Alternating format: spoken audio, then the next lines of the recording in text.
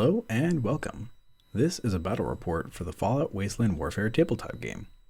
Today's game is using the An Unlikely Partnership scenario from the Astoundingly Awesome Tales expansion.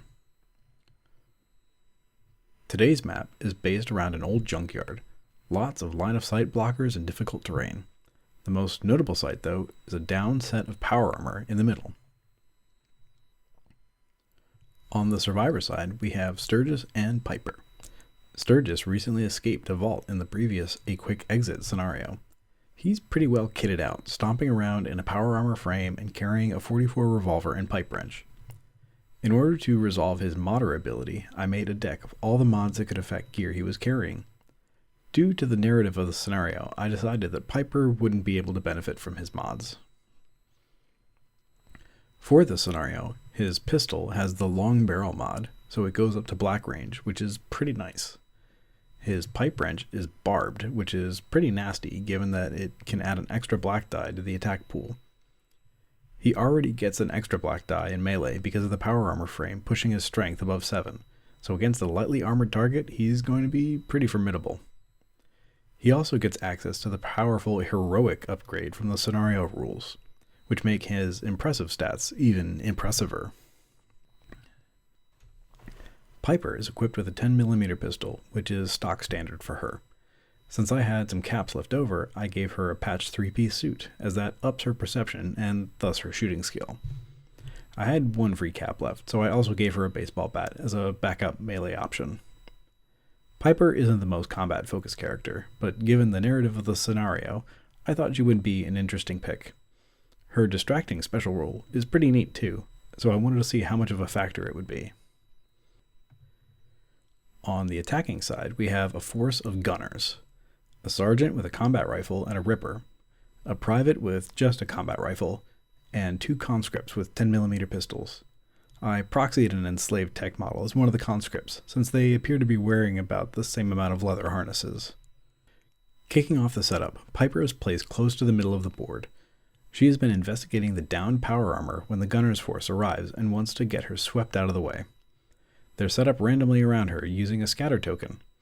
All this happens to be going down just as Sturges is passing by, and he decides to lend a helping hand, or pipe wrench. In order to win, the gunners simply need to remove one of the survivors' models from the board. Given that they have twice the number of models on the field, this definitely seems doable. The survivors don't have to clear the board either, but they do have to knock out half the gunners before the rest retreat. Sturges starts out first and gains a single action point due to being heroic with VATS. He charges the sergeant from behind, taking advantage of the flexible movement. In a single astounding roll, he breaks all of the sergeant's armor and blasts 4 damage straight through. The follow-up quick action attack disappoints though, missing widely. If it had hit, it would have been more than enough to knock the sergeant out before they even got a chance to activate. Following this attack, Sturges uses a post-melee shift move to make it more difficult for the sergeant to get back to their forces or closer to Piper. One of the conscripts activates next, and with their faster move speed is able to charge and get Piper into a melee. They don't have enough actions to attack, unfortunately. Piper activates next and decides to use her pistol in melee despite the penalty for doing so. Her first shot hits critically, rolling 3 damage. One gets blocked by armor, but the 2 that go through are half of the conscript's health gone already. The other shot lands solidly as well, with all 3 damage going through. The conscript that thought they were going to get an easy KO is already out of the picture. Before ending her activation, Piper uses her distracting ability to land a -2 penalty on the other conscript. I assume this means that she's talking a whole heap of shit on them since she just dropped one of them without breaking a sweat. The private activates next and moves up but needs both actions to do so. The other conscript must have had their shot lined up before Piper started talking, because their first shot lands and breaks all of her armor. She only takes 1 damage due to the strong armor token that all unique survivor models get during setup. The second shot misses though, which is good for Piper, because it could have done 4 damage, which would have left her with only 1 left. The sergeant finally activates and opts to use their combat rifle while in the melee with Sturges. The first shot hits and gives them an action point to prepare. One of the damage is soaked by normal armor, the other is negated by Sturges' strong armor token. The second shot is not quite good enough while engaging in the melee, so Sturges remains unscathed. Round 1 ends with things looking positive on the survivor side. One of the gunners is already down, and the sergeant is looking pretty battered. They haven't taken much return damage, but all of their strong armor tokens are gone, so it's only a matter of time until the hits start to hurt. Turn 2 starts with a Rugged Rubble event card. Since the survivors still have the advantage, it goes to one of the gunner units. The danger that gets drawn is to draw a creature card. The creature is an opportunistic mongrel. Since there is a friendly model in range and line of sight, though, the mongrel backs off. The event for turn 3 has the icon that says it should be revealed early, so we get to prepare a bit. Next turn we'll bring some blustery wind, which will reduce charge distance speeds. That's good to know. Sturges activates first again, hoping to remove the sergeant before they get to activate. He gets 1 action point from VATS. His swing lands and gets exactly enough damage through to knock out the sergeant. It also gets him another crit point, so he can now use a critical attack with his pipe wrench.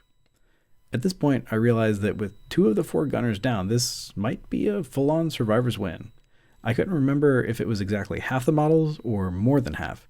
Either way, I decided to play on and see if it would matter or not. From this spot, Sturges was just shy of being able to charge into the other conscript. So instead, he used his quick action for a little move forward to get line of sight on the private since they're a bigger threat. With his last action, Sturges takes a shot with the .44 revolver, but misses by a country mile. The private activates next and fires twice at Piper.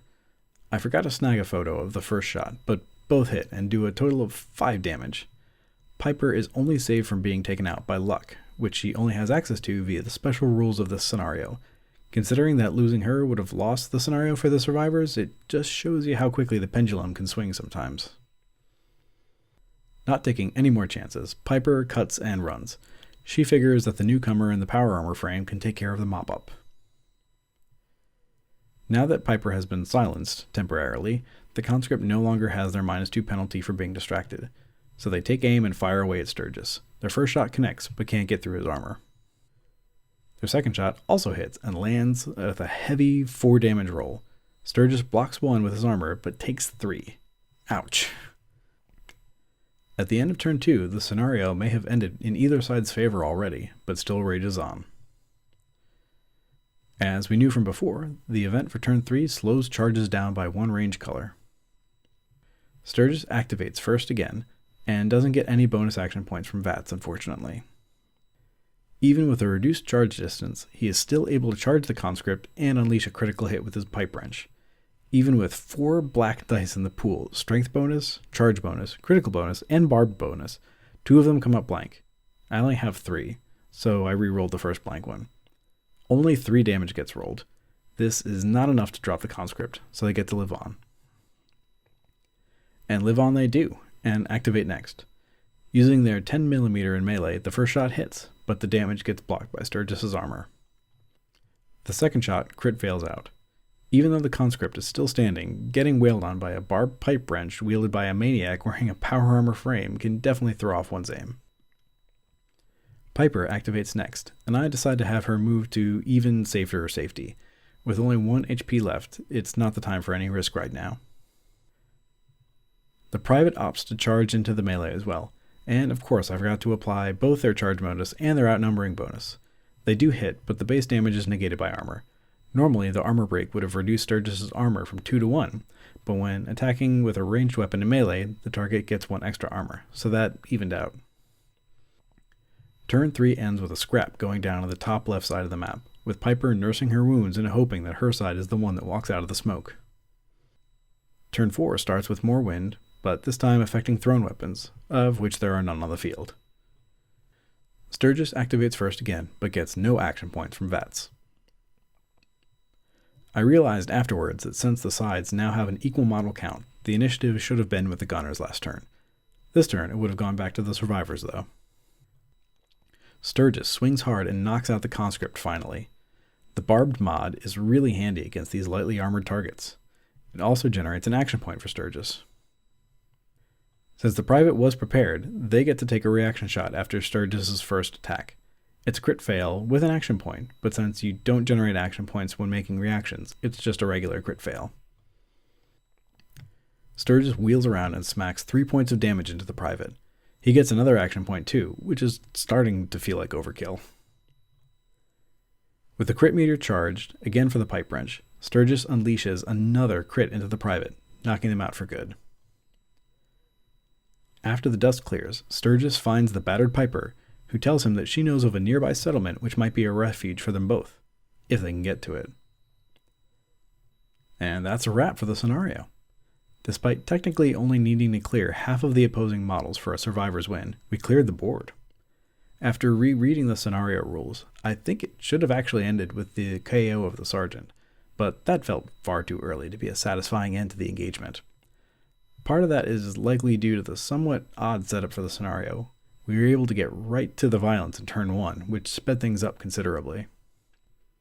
In any case, it was a fun scenario, and it was super nerve-wracking to decide whether or not to push on with Piper and risk losing her, or have Sturges try to solo the remaining 2 gunners. I'm glad it worked out in my favor, but I think that it definitely could have gone the other way if a few dice rolls went the other way. One of the things that I'm really enjoying with these Astoundingly Awesome Tales scenarios is that the smaller force sizes means that I get to resolve the games quicker, which is handy when playing against the AI. I also really like the list building constraints, as it means that you have to get a bit creative to get good use out of your caps. Hopefully you enjoyed this report, because the finale for the storyline is coming down the pipeline soon. Stay safe out there on the wasteland.